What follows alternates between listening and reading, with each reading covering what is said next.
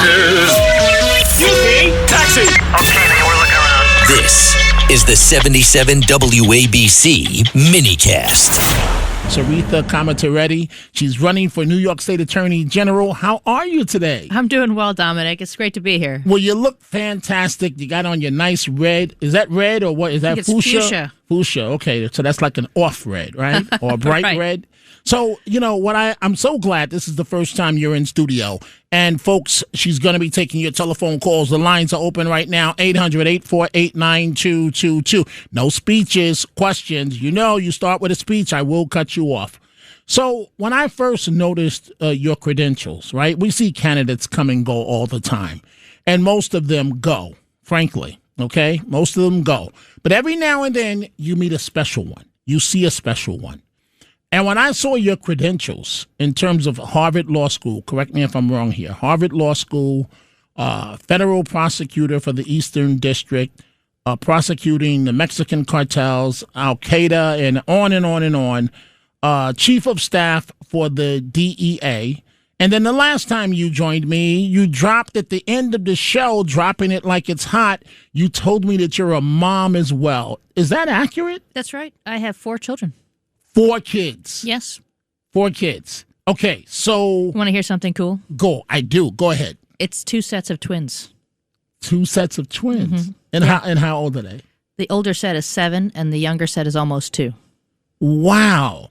So how do you do all of these things that you've done with your life? And I want to focus on Letitia James in just a moment, the incumbent. But okay, well, let me change this. Do you see this as the year that you think she can go down? Yeah, I see this as the year that it's time for common sense New Yorkers to rise up. This is about what we're going to accomplish this year. The reality is Letitia James has already had 2 terms as Attorney General. She's had her chance, and we've seen what she's accomplished. Crime is up in New York State. Homelessness is up. Fraud and corruption is something that we just expect every day. We've all gotten used to it because we know no one's really policing these agencies and departments and state officials in the way that they should. We've seen 2 terms of total failure and a deterioration of public safety.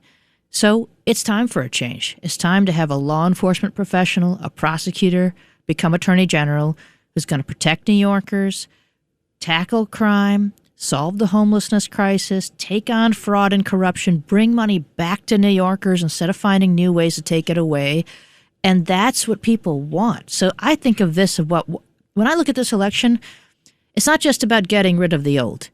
It's about what we're going to bring to the job and what we're going to be able to accomplish. And there's so many promising things we can accomplish with the powers of the Attorney General if you know someone who's actually going to use those powers properly.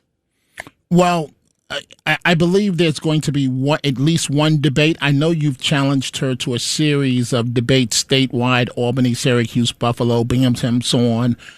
Will there be at least one debate? According to state law, there must be at least one debate so long as both candidates are taking matching funds. We expect to be doing that. She has said that she will be doing that. And so if she's going to follow the law, there will be at least one debate. At least one debate. And what will that debate look like? That's a good question. You know, as I've said, we've said we should have a debate in every major city in the state so that New Yorkers across the state can meet the candidates and ask questions and understand what their positions are. So there should be more than one debate. We should be doing a series of debates between now and November so people can really dig into the AG's race.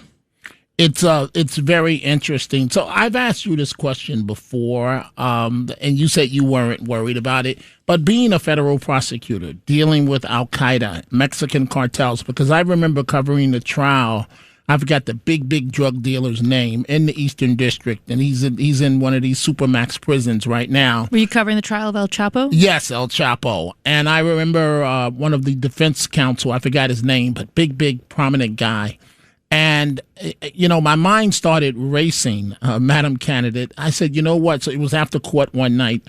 And I'm like, if I'm El Chapo, what would be a great way to send a message right now? I know that all these reporters are out here doing these interviews. I'm thinking warp the way El Chapo would. I'll have my people spray this with bullets to send a message. And so if I felt that way as a journalist covering the trial, I can only imagine what you prosecutors felt like. You were never worried for your own safety?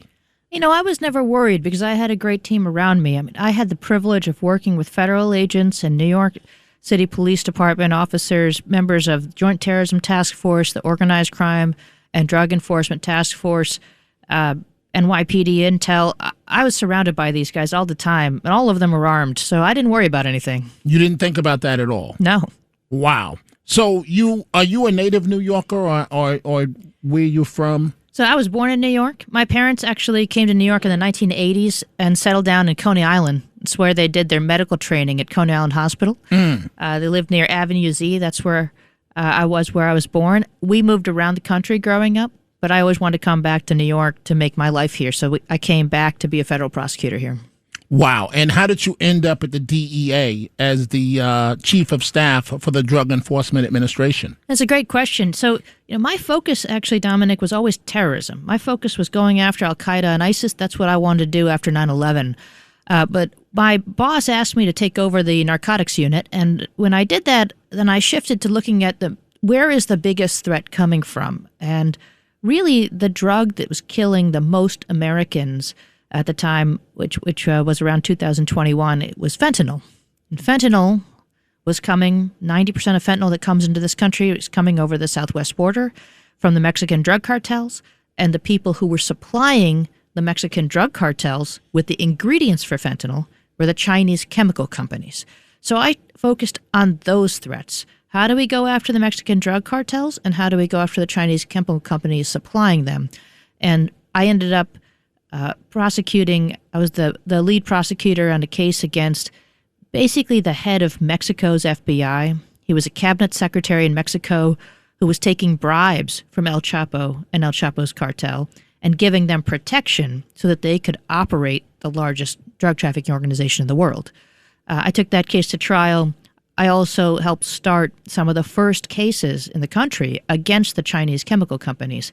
And because of that work, that got the attention of folks in Washington, and I was asked to become chief of staff of the DEA. When you think about your credentials, and we are chatting live in studio with Saritha Komatireddy. She is the Republican candidate for New York Attorney General. The number to reach her, 800-848-9222. Folks, questions, no speeches. Let's go to Erica, line 1 on the Upper West Side. Erica, what is your question for the candidate? Hi. Yeah, I'm very excited for this candidate. She's an excellent candidate. I'd like to do everything I possibly can to help her win. My question is this. We've had excellent candidates running before. The big problem they've always had is they do not get out there and meet the people. I know New York is a big state, but I hope she has the opportunity to get out there. Having 2 sets of twins, I've had one kid who was like triplets, but she's only one kid.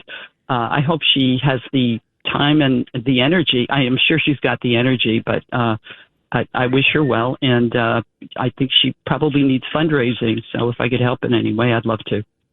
Well, I really appreciate those words and of support, Erica. Thank you so much. I want to assure you, listen, there's 62 counties in New York. I've been to almost all of them. We've been through 41. We're going to get through the rest this summer during county fair season. I'm going to go, have some cheesecake and milk some cows and make sure I meet everyone in New York. Because, where do you get all this energy from? Well, you know what? We have to change New York. We have to. It's not like a nice to have. It's a need to have. Otherwise, we're going to continue to be living in a place with rising lawlessness, rising disorder, and the same kids that I do love very much I will not feel good about raising them here. And I can't have that. I want to make sure they feel safe. I want to make sure they can take the bus to school and be happy about it and be safe, and that I'm not worrying about it. And, to answer the caller's question, we will absolutely be going around. We have been going around the state. We're going to continue to do that, talking about our message and listening to people. And I learn a lot when I listen to citizens, to law enforcement officers, to community members, business owners all across the state about what they're facing. And what I've learned is that the message resonates. Everyone is worried about crime. Everyone is worried about homelessness. everyone is worried about the fact that they end up paying more day to day because of that lawlessness and that disorder.